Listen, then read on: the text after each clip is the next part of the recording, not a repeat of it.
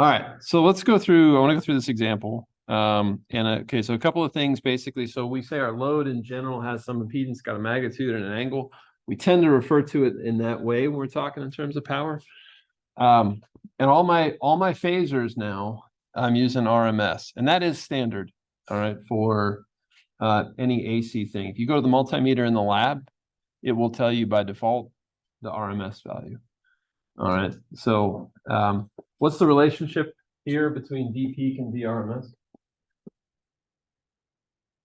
D peak over square root of 2 gives me the RMS value. Basically, 70% of the peak value is what I get for the RMS. That's the way to kind of remember it, at least for a sine wave. But then P of T is the instantaneous power. P of T is what times what? P of T times I of T, right? And it becomes this whole thing. What we said is you can look at this. It's basically, I got a constant term here. And then I have these two pulsating pieces that pulsate at twice the frequency of the voltage. So what do I call that constant term? V RMS times that cosine of that angle. What do I call that? Real power, average power, active power. We use all three of those terms interchangeably. P, capital P, all right, is what this guy is. All right, capital P, which we call the real power. What units do we give that? Watts, okay? This guy is watts. Typically, we use kW, kilowatts, or megawatts. And then the other term that we talk about is this guy here, this coefficient, which we call Q, or reactive power. And what units do we give that? kV, or I won't put K. We usually almost always have K, but VARs. All right, volt amps reactive. Okay. All right, so in general with our loads, we get into it like this. So I have this for my P. Let's just write my P right here. It's VRMS, IRMS times the cosine of phi V minus phi I. Phi V minus phi I, we get that. They're related through Ohm's law, right? What is phi V minus phi I always? If I look at Ohm's law, right? So V equals I Z. The relationship for the angles there is what? That complex number relationship. All three of those have angles. What do I do with the angles? Add them. Yeah. Phi V equals phi I plus phi Z. That means that phi V minus phi I is the angle of the impedance. Okay. So that's important to us. So the angle of impedance matters here. All right. So if I have an inductive load, they have an impedance in the first quadrant. What does that mean in the first quadrant? That means that its angle is somewhere between 0 and 90 degrees. If it's an impedance in the fourth quadrant, all right, that's a capacitive load. So its angle is somewhere between 0 and negative 90. You could also say between 270 and 360. We usually say between 0 and negative 90. Okay, that's how we relate those two. We never have a negative real part in any of the things that you'll be given. Okay, so our angles are always be between negative 90 and 90. All right, so the thing that we talked about in this is that if I have a load that is inductive versus capacitive, so let's say the voltage that I put across a load is here, and I have V equals I Z. Okay. If I have an inductive load, I think about their angles here. Phi V equals phi I plus phi Z. So if I think about this, what's the angle of the current relative to the voltage? It's this. Okay. So if I have a capacitive load, what's a capacitive load? What's its current going to be relative to the voltage?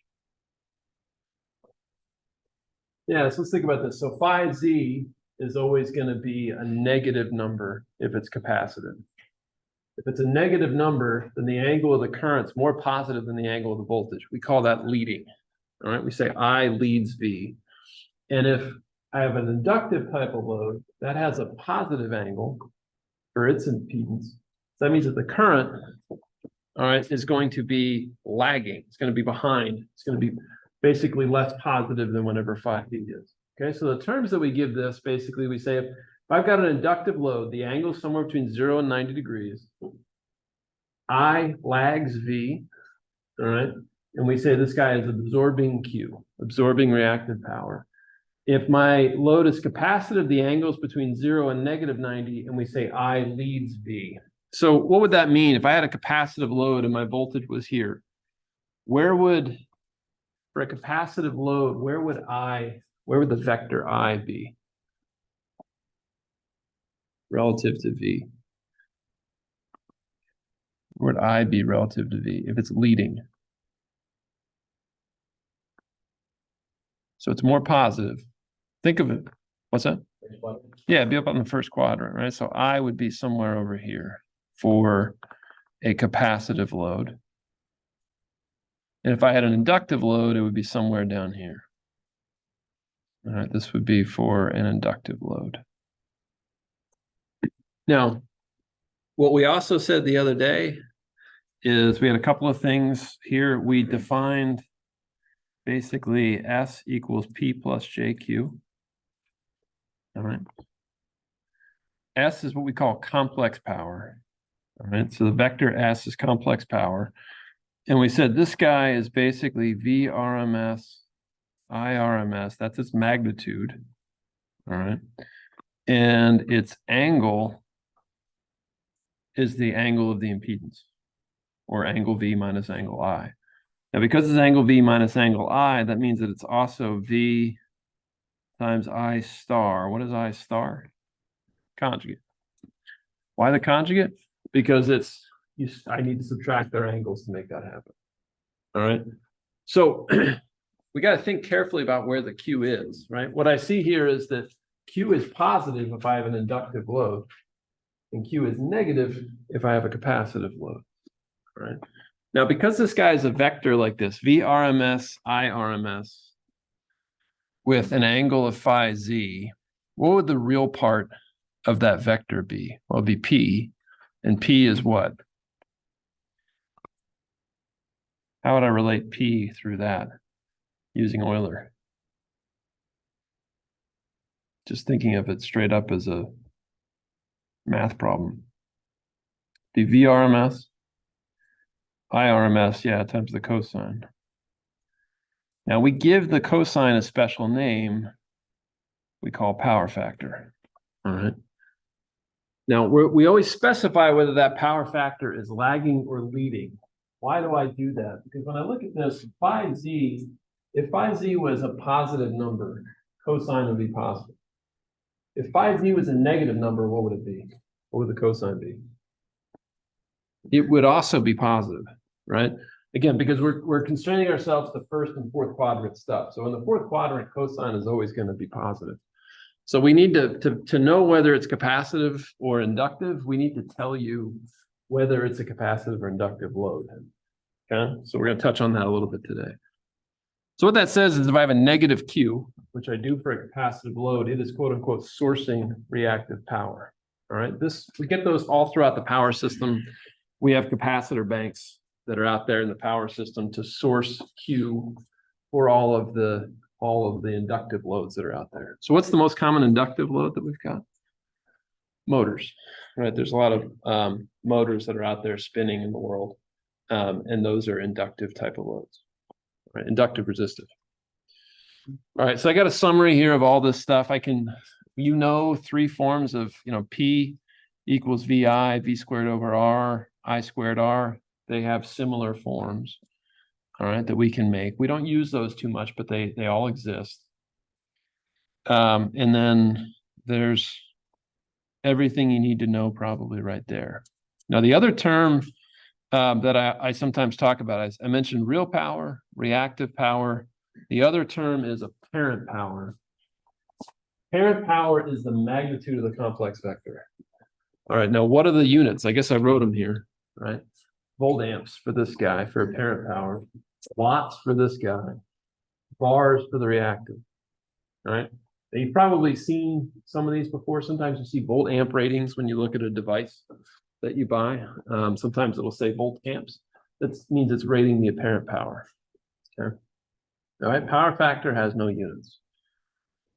All right, so we're going to use probably this table as we go through. So here's an example, and I added a transformer to make it fun. So I got two loads here, load 1 and load 2. Load 1, you're probably going to be annoyed by this. Load 1 is on the V2 side of the transformer. All right, and load 2 is on the V1 side of the transformer. I've been told that V2 is 277 volts with an angle of 10 degrees. And then I've got load 1 and load 2. I've got two different numbers for those things. All right. And again, that's how loads are typically specified in the real world. As they say, it's 10 kW with a certain power factor. Okay. 277 is also a common voltage to have. All of the lamps in here probably have 277 volts. All right. So it's pretty common voltage. So anyway, I've got this whole setup, and I got a whole series of questions that I'm going to ask. All right, so I want to figure out the voltage and current relationship for that transformer.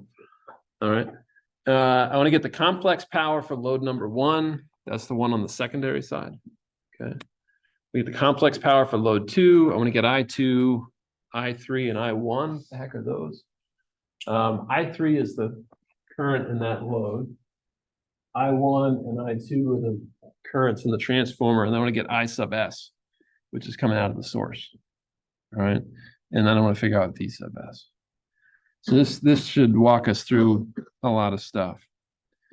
All right, so here is the problem again. So I want to, let's look at the transformer first. And I wrote out my steps. So I said when I deal with a transformer, I basically figure out what's the voltage ratio, I relate the power on the two sides, and then I try to figure out what the current ratio is. Right, now this one's actually pretty straightforward. But I'm going to go through it as if I don't know. And I thought,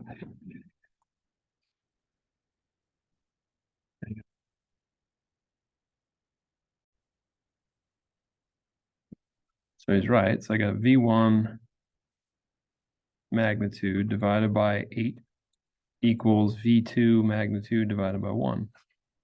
Right. And then I look at where the plus signs are relative to the dots. So look at the plus signs relative to the dots. What do I got here? What's that? They're both positive. Yeah, both the plus signs are at the dots. I have V1 over 8 equals V2 over 1. So I'll just say V2. Okay. All right. So in this case, that tells me right off the bat that V1 has to be 8 times V2. All right, so because I was told that V1 here is 277 with an angle of 10, V1 is going to be 8 times 277, whatever that is. Okay, what's his angle going to be? What's the angle of V1? Same as V2, right? It's going to be 10 degrees, right? That's just an integer I'm multiplying by, so there's no change in angle. All right, so I got that. All right, so what next? I want to figure out what the current relationship is, and I do that by looking at the power. So how would I do that here? So P1 plus P2 equals 0. So what's P1 here? Using the passive sign convention in terms of the variables I got. What's that? Yeah, V1 times I1. What would be P2 here? Negative V2 I2. Why negative?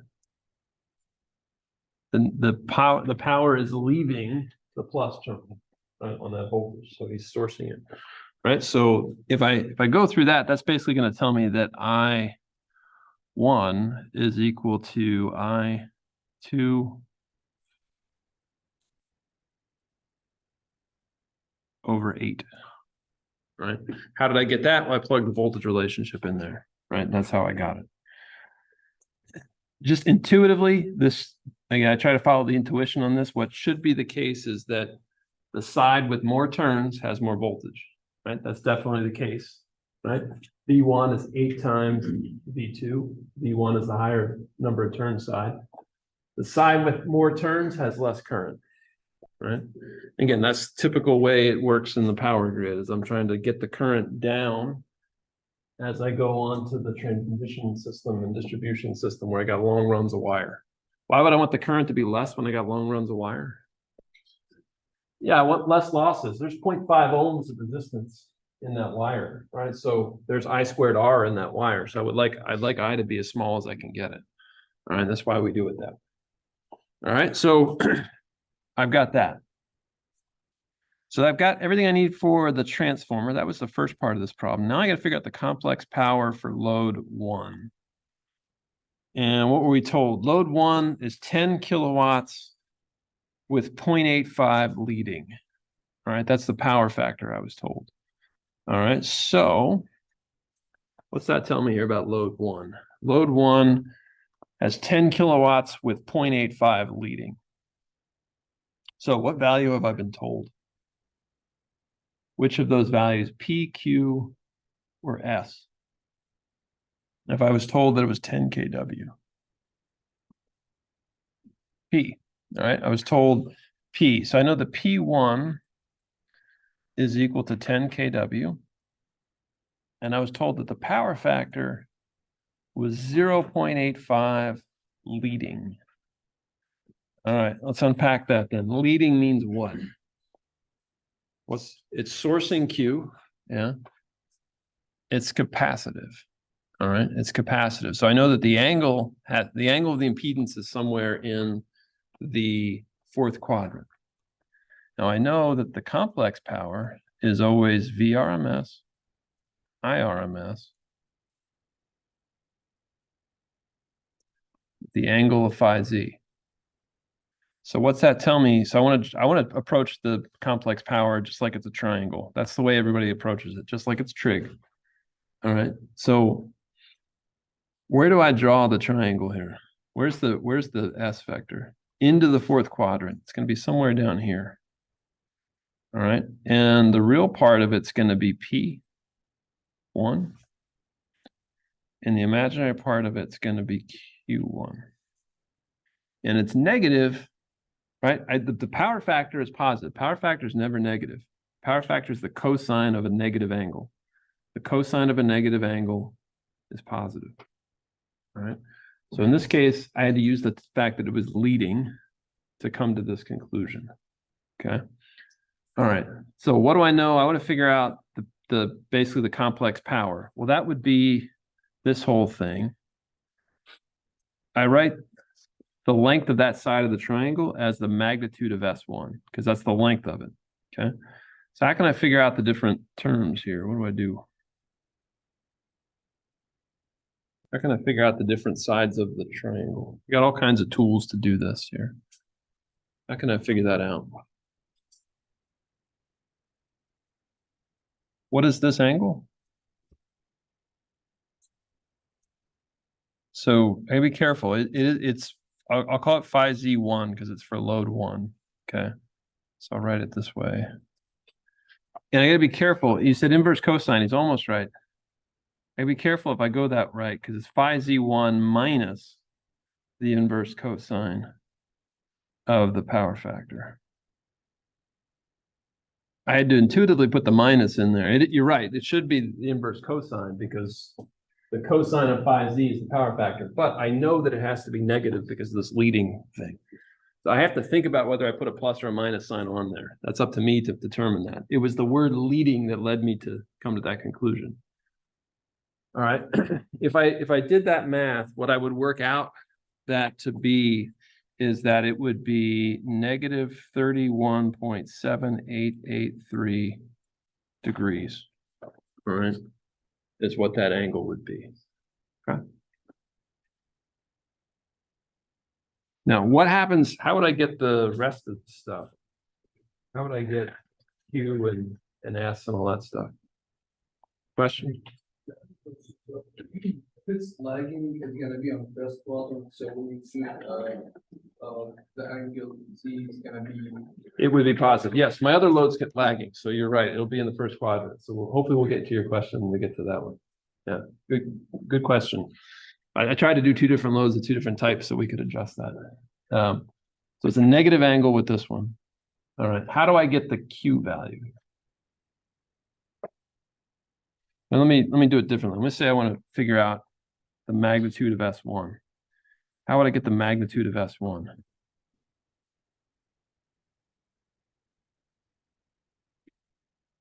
Yeah, let's do it this way. So S1 is P1 plus J Q1, like that, right?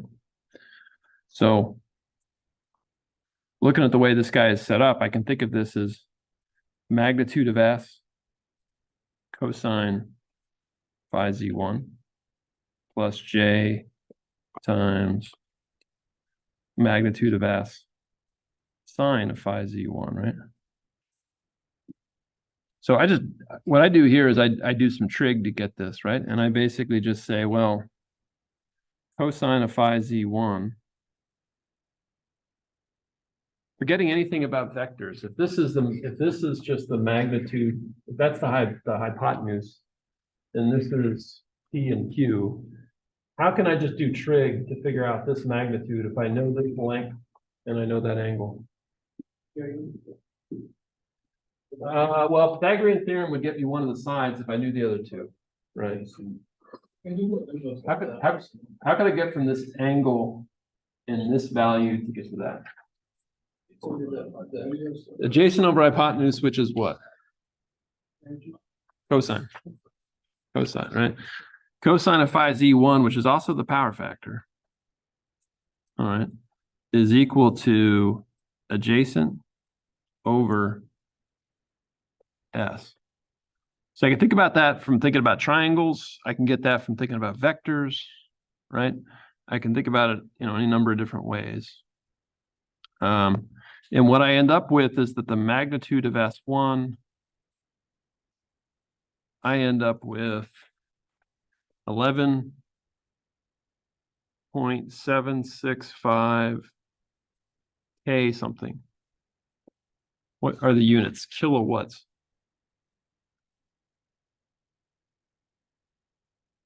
It's there in the table. We could flip back to it. Volt amps is what I use for that one. This stuff is pretty easy. It's really just real basic circuits and trig in vectors. That's all it is. It looks like a lot of crap because there's all kinds of formulas, right? But it's actually pretty easy once you go through a couple of problems. Right? The magnitude of S is that, just straight up trig to get me there. How would I get Q1? A couple of ways, right? I could do it by a trig, right? And I would say the sine of this angle, what's sine related to in terms of a triangle? Opposite over hypotenuse, right? And so I would say that Q1 is equal to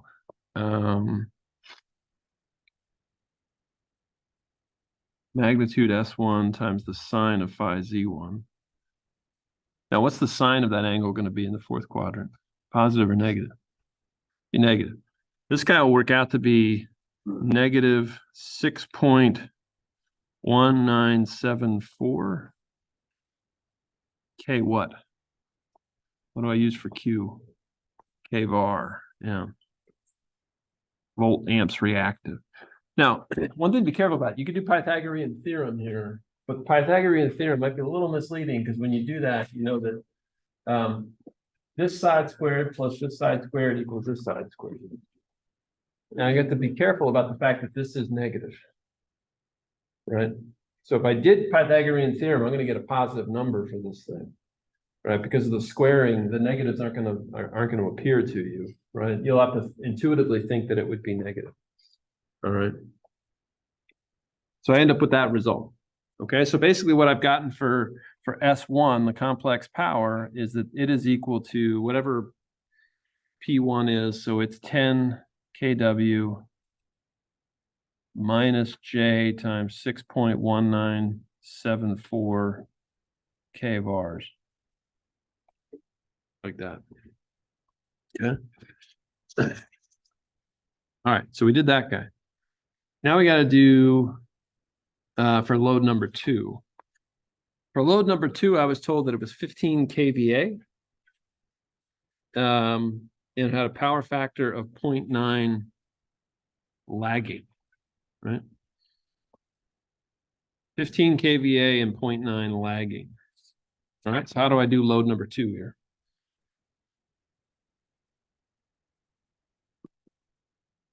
So what was I told? If I was told it was 15 kVA, which value was I given? The magnitude of S. I want to be careful about that. You're right. I was given the magnitude of S is 15 kVA. So I was given the hypotenuse of the triangle.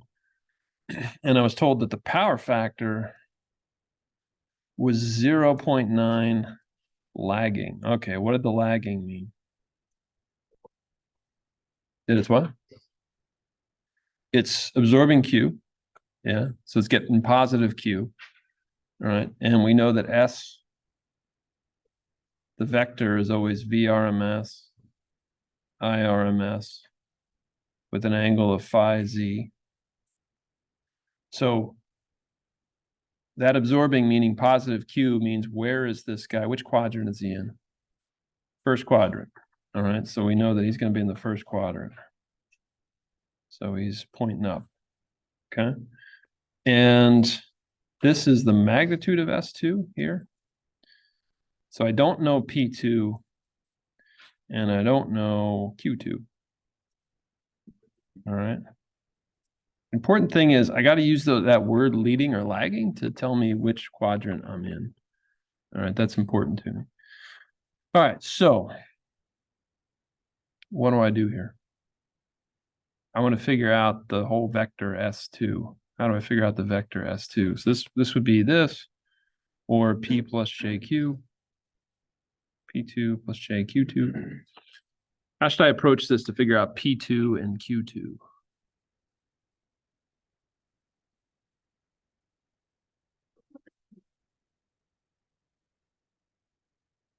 I can find the angle.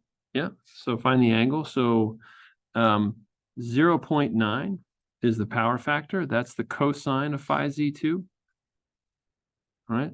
No funny business with negative signs here. It's just the inverse cosine, right? So I'd say cosine inverse of 0.9 gives me phi Z2, which works out to be 25 degrees, 25.8419 degrees. I'm embarrassed by myself by saying 0.8419. I just take the number out of MATLAB. Don't ever go to 4 digits after a decimal on an angle. All right. Phi Z2 is that. All right, so then how would I get P2 and Q2 here? Simplest thing to get P2 would basically be, well, so we use just trig here, right? Opposite, in this case, adjacent over the hypotenuse is equal to the cosine of the angle.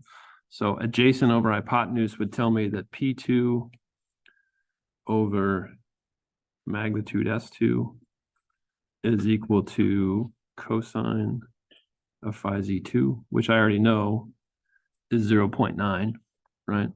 So this tells me that P2, if I do the math, works out to be 13.5 kilowatt.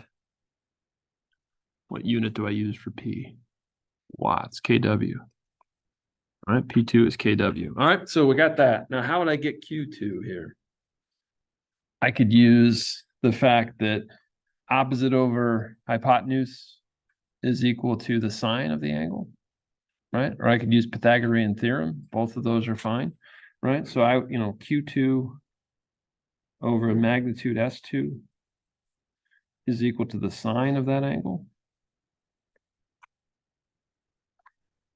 Right? And that would lead me to the fact that Q2 is apparently 6.538 K what? K var. All right. All right. So I've got the power in both of the two loads. Now what I want to do is I want to figure out what the two currents are. I want to figure out what I2 well, three currents, I2 and I1, and then I want to figure out I3. So let's deal with I2 first, all right? Because that's the one I kind of have to deal with first here. I2, how do I figure out I2? The current in that load. So I2 is the current in the load 1. All right, well, we know it's complex power. We know S1 is equal to V times I conjugate. So in terms of what I've written here, how would that look? That would be V2 times what conjugate? Which current would it be? I2 conjugate. Okay. All right, so how would I approach that? That's two equations, right? So what are the two equations? The first equation is that the magnitude of S1 is equal to what?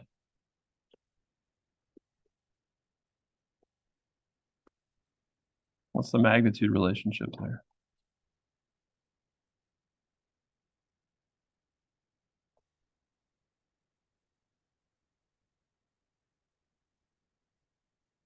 Don't go back, don't flip back pages. There's nothing to flip back on. I gave you vector 1 equals vector 2 times vector 3. Why is it S1 equals V2 I2? Well, yeah, so load 1. Okay. Okay, is that what's screwing you up here? Load 1. I was afraid about this. Load 1 has S1 over here. Load 2 has S2. All right. I said load 1 was my load on the secondary side. All right, my subscripts are probably going to make you unhappy. All right, load 1 is on the secondary side. But as long as you guys are okay with the fact that S1 equals V2 times I2 conjugate, that's a straight up vector relationship. Don't need to flip back any pages of notes. How do I deal with this? How do I deal with the magnitude relationship here? Yeah. The magnitude of S1 is equal to the magnitude of V2 times I2, like that. Now, I could say it was the magnitude of I2 conjugate, but the magnitude of I2 and I2 conjugate is the same, right? So if I can figure out the magnitude of I2 simply by saying that it's the magnitude of S1 divided by the magnitude of V2. All right. And if I do that, I end up with 42.4719 amps. Right. So what did I do? I plugged in, I was told, just to be clear, V2 is 277 angle 10 degrees. Right. And that S1 we previously figured out was 11.765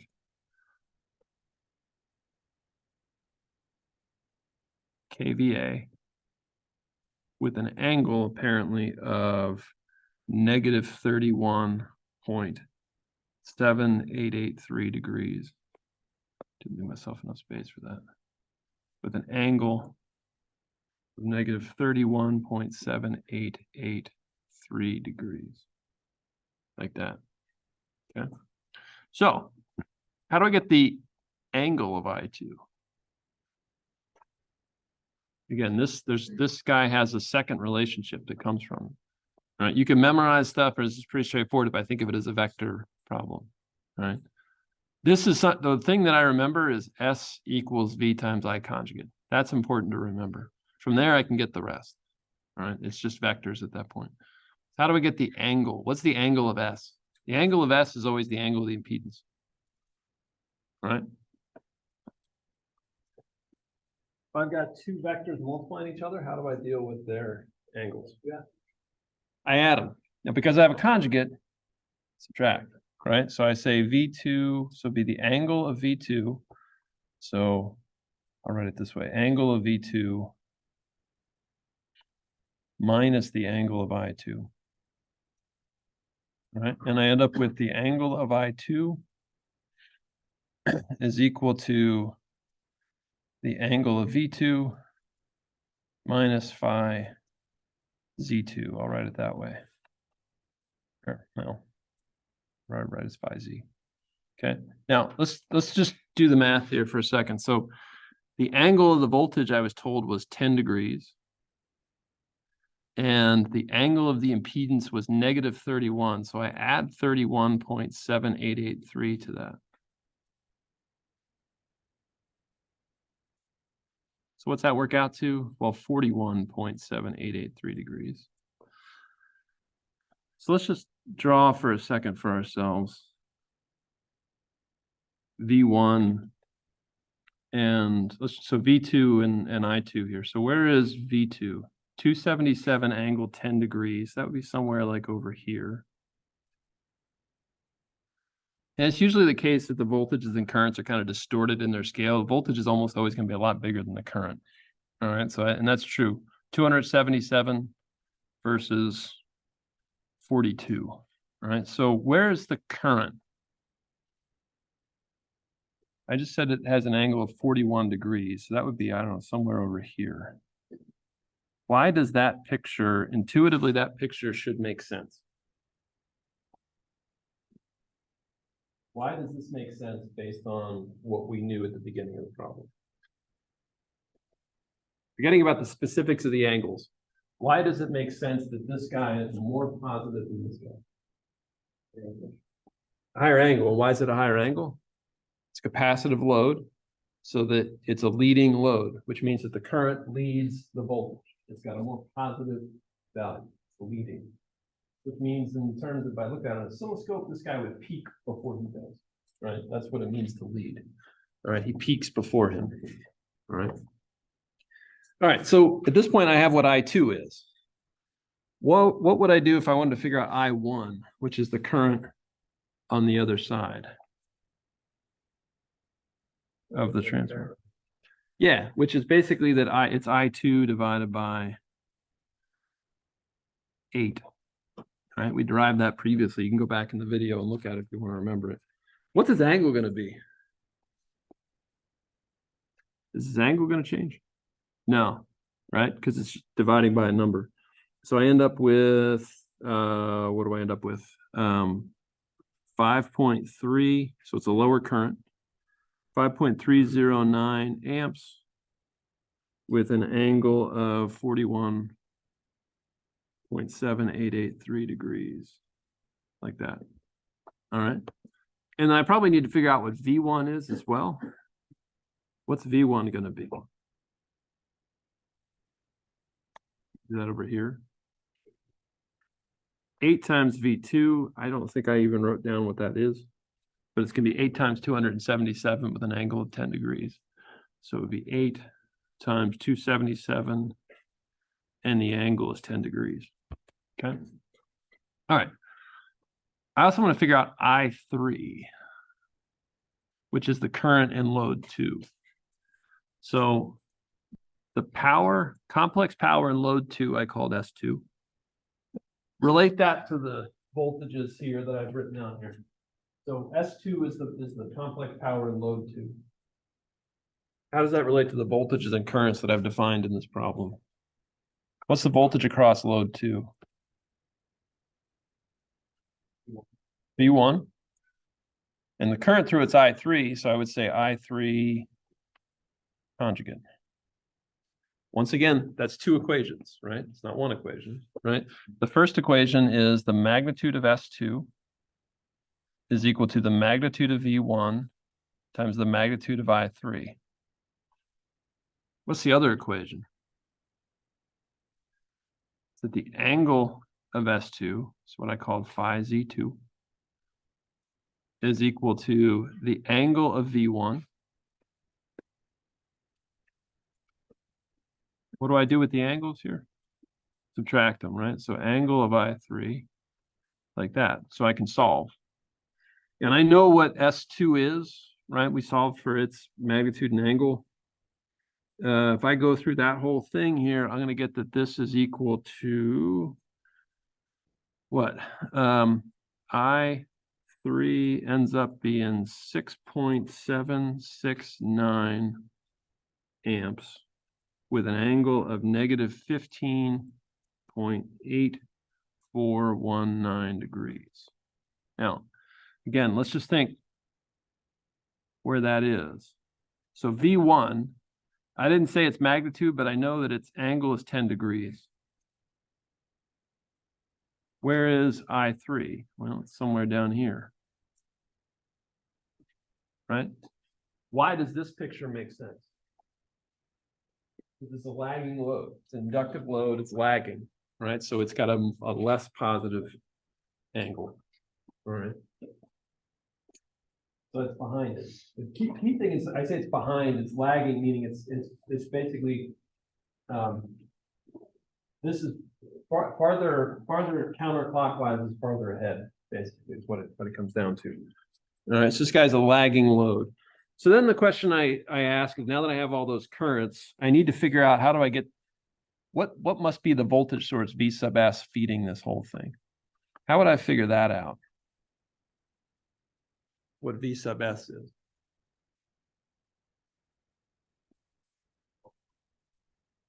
Yeah, so if I do a KVL, 0 equals, I'm going to call the voltage across that 0.5 and 1 millihenry. I'm going to call that, I don't know, V line. The reason I call it V line is that would be a wire. Like that's a wire hanging along the side of the road, right? Basically is what that is. So 0 equals negative V sub S plus V line plus what?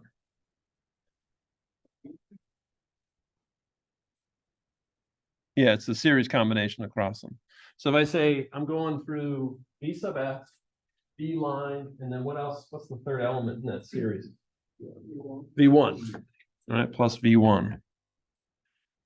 So basically I have V sub S, whatever that voltage is, has to be whatever V line is, plus V1. All right, so we already said V1, what that is. So V1 was 8 times 277 with an angle of 10 degrees. How do I get V line?